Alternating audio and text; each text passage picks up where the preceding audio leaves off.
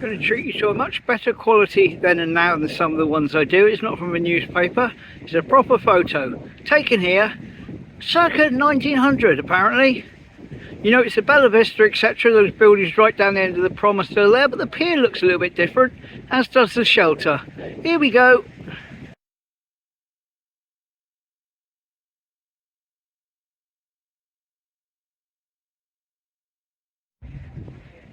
So that's right here, give or take tuppence, around 1900.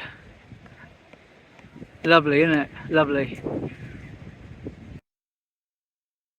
1967, the old Royal Hotel and the Beatles. You can see the Bay Hotel at the end there. Here we are.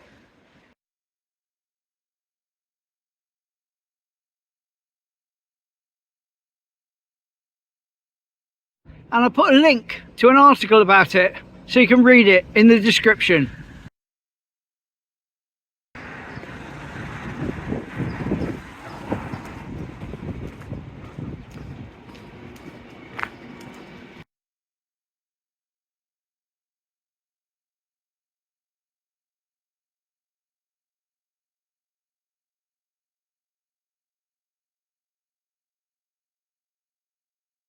Sorry for the lack of trains, but how about a quick then and now?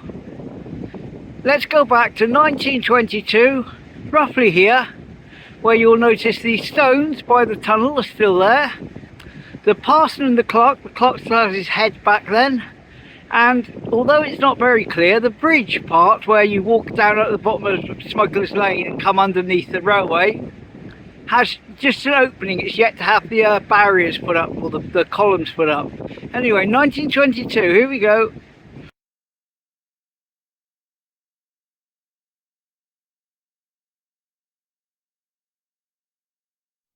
Here we go a bit further along. Might be a bit of a better lineup for it now, but 1922 anyway. So this is Den Crescent, next to the cinema there, and what we're looking at now is that balcony up there.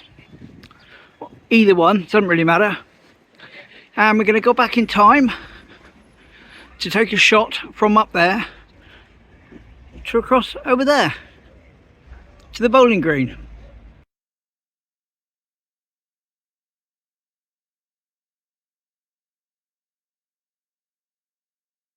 There we go, that was 1946 with the old bowling green pavilion where the pavilions is now, and also a cookhouse apparently they called it. So that was 1946. And now what we're going to do now is go over there to the Courtney, that building over there, because the next photo is taken from one of those windows in the Courtney. Anyway, let's go and line up as best we can. I won't be able to get it exact because we've got the pavilions in the way, but we'll give it a go. Here we go, best I can do it. 1942 now. Of course it's from higher up, it's from the building behind me I've just shown you, but 1942, here we go.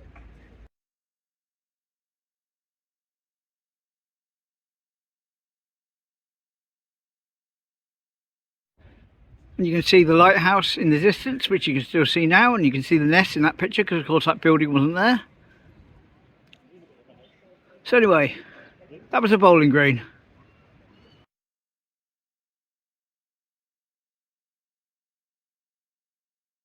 Realised we haven't done a then and now. So here's the pier in 1903. There you go.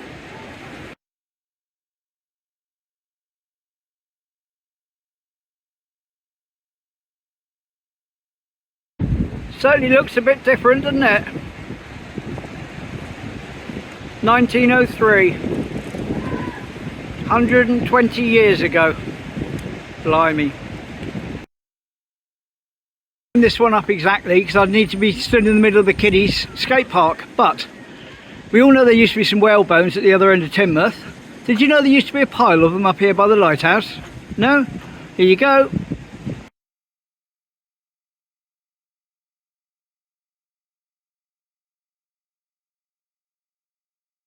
So there we go, date unknown. Whole load of whalebones. Up here by the lighthouse. Crazy. Okay, time for a then and now. Roughly here, Eastcliff Hotel is still visible, but of course all this hasn't been built. So here we go, 1961 from about here, looking along the Prom.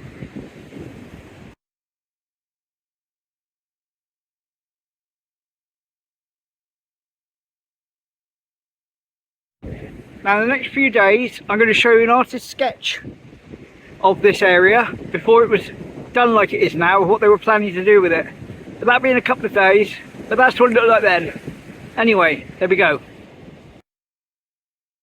Right, time for a final then and now. Can't get the exact thing, it involves standing in someone's garden. But you can see the top of the station roof there, and you can see St Michael's Church. Well, here we go, back to an undated photo where you can see the old coal sheds in the yard before the dual carriageway was built. Here you go.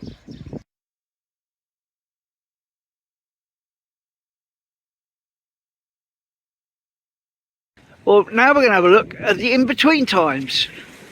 What I mean by that is the new wall that I'm walking on now hasn't been built, but it's the planning stage, and it gives us a nice date for when this was done. And it was done in 1990, as I suspected, but this is confirms it. I just go up here and you'll see a rough artist sketch plan of this part of the seawall and what it's going to look like, and you can pause it and read about it too, 'cause it's a newspaper cutting. So I'll line up. Here we go. Okay, so let's see how close it was to the plans they drew up. Here we go.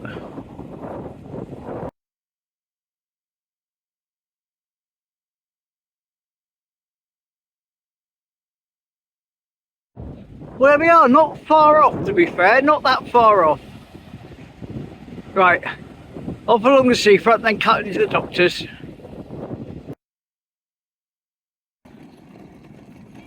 You see, before the car park was a car park, it was just like a piece of land at the end of the seafront. And it still had an entrance here, but it was blocked off because I don't know if they necessarily even had cars when this photo was taken. But let me line it up. This is giving you a good enough idea of where we're talking about. Here we are, here's the old entrance, date unknown.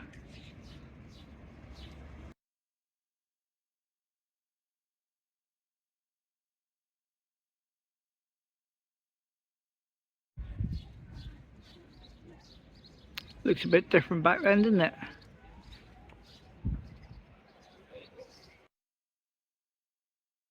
It's going to be the front of the cinema and the Den Crescent buildings over there. Let me go and line it up.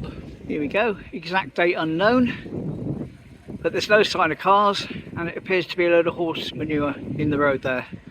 So here we go.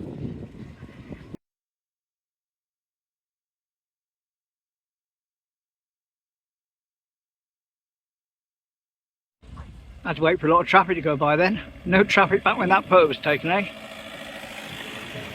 If I find the date, I'll put it on, but I don't think I've got a date for that one exactly. Heading back down past the post office towards that clock again that seems to keep featuring in my videos. The one up on the wall there above the card shop. But it's not really the feature of this picture. It'll make sense in a minute. Got to go and line things up. Here we go. View from here. Date unspecified. I won't say unknown because you've got all the flags there. You've got the lady outside what was the card factory below the clock. His dates it around the 50s or the 40s. And you've got the flags. So it could be a coronation, could be VE Day, could be anything really. Answers on a postcard. Here you go.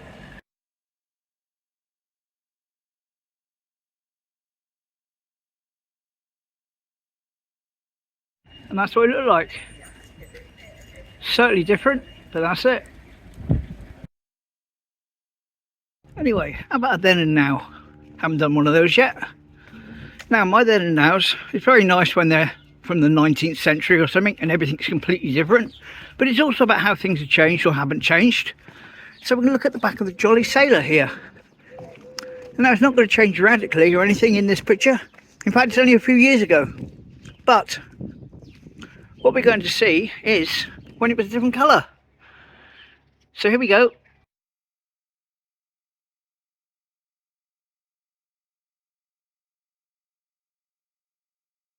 So there we go. Jolly Sailor when it was blue.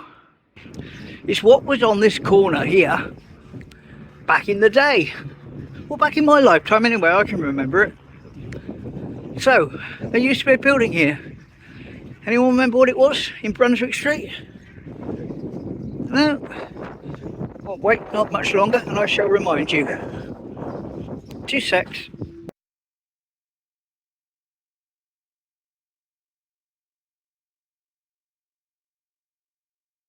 Brunswick Press. Yeah, there was a proper newspaper place there. They used to print newspapers, and people would go in there to put their advert in the newspaper, and that was like the local paper for many, many years. The Brunswick Press. All gone now. Now, why are we doing this? Well, there's a bit of a story, okay? Points of note. Over there, you've got the Catholic Church. Over there, you've got the United Reformed Church. And there you've got a housing development called Alberta Court. Now that used to be a big house called Alberta Mansions. And this road was here, but it wasn't connected to the bottom bit because it wasn't built. And I want you to notice the top of the church there. In particular, those sort of windows at the top of that tower. And let's go back to 1911, when a group of people from the Catholic Church over there were walking down here holding some sort of parade. And you'll notice to the right, you can see Alberta Mansions. Here you go.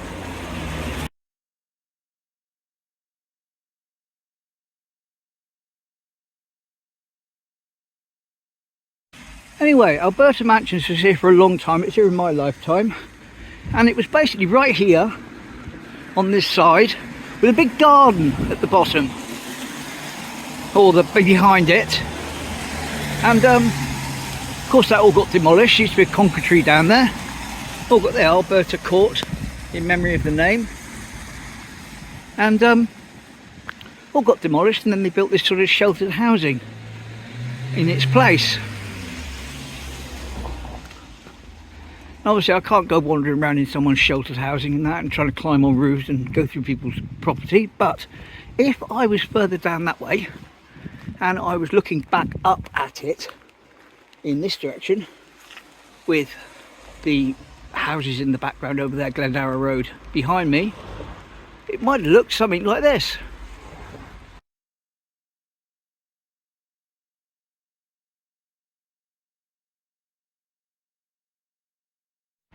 As I say, demolished many moons ago, but there we go. And finally, no other real pictures of Alberta Mansions per se, but what I do have is a picture taken from the tower of St Michael's up there, looking back in this direction. And although it doesn't really show Alberta Mansions themselves, you can see in the top left of the picture, the big white building is Alberta Mansions. Yeah.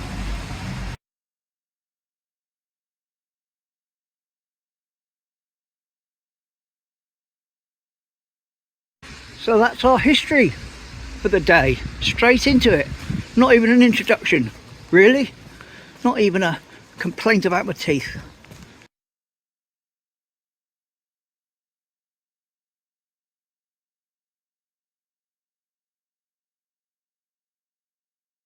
How many then and nows have we done today? How many old photos?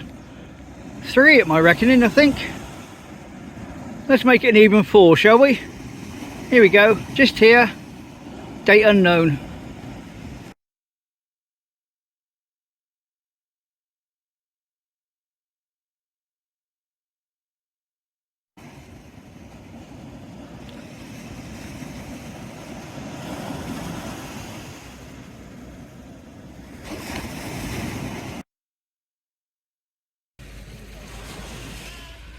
The Skew Bridge, That's going to come into play in a minute, so keep an eye on the top right hand corner of Skew Bridge, and a little bit of wall up there that's covered in foliage now. Right, here we go, 1903. Line up Skew Bridge towards the top left and the wall ahead of us, and here it is being built or repaired.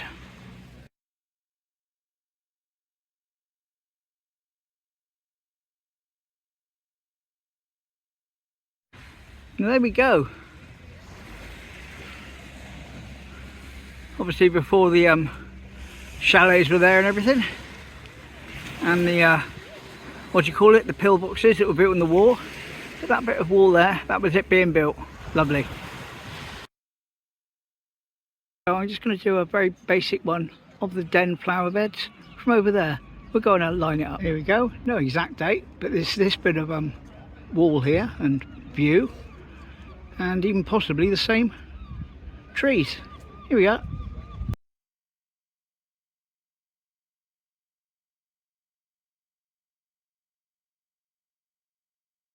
So there we go, date unknown, but yeah, 60s probably, early 70s.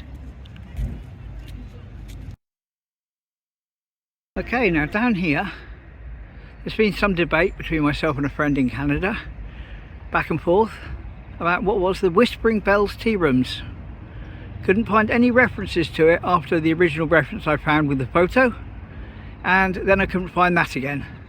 However, I got that book sent to me by Simon, thank you Simon again, and it confirmed it in the book. There was indeed, just down here, near where the rugby club is now, the Whistling Bells tea room. Here we go.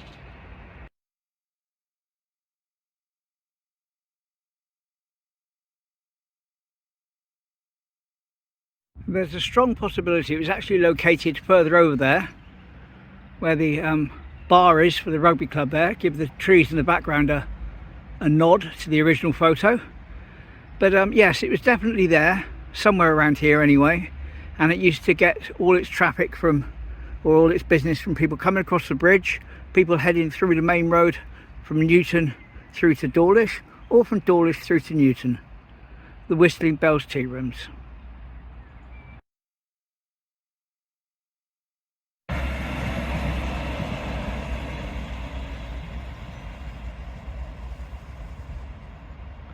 And while we're in a then and now sort of mood, is an etching of the bridge.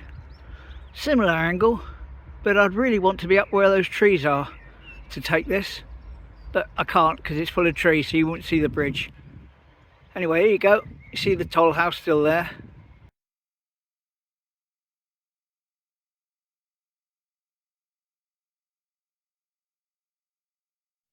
And that's a very early etching of Shaldon Bridge. See, this would have been a more ideal place to line up that bridge shot, but you've got the trees there and you can't see the bridge. So that's why I didn't do it up here. One more then and now. Self-explanatory really. If I find a date, I'll put it on. Bitton Park.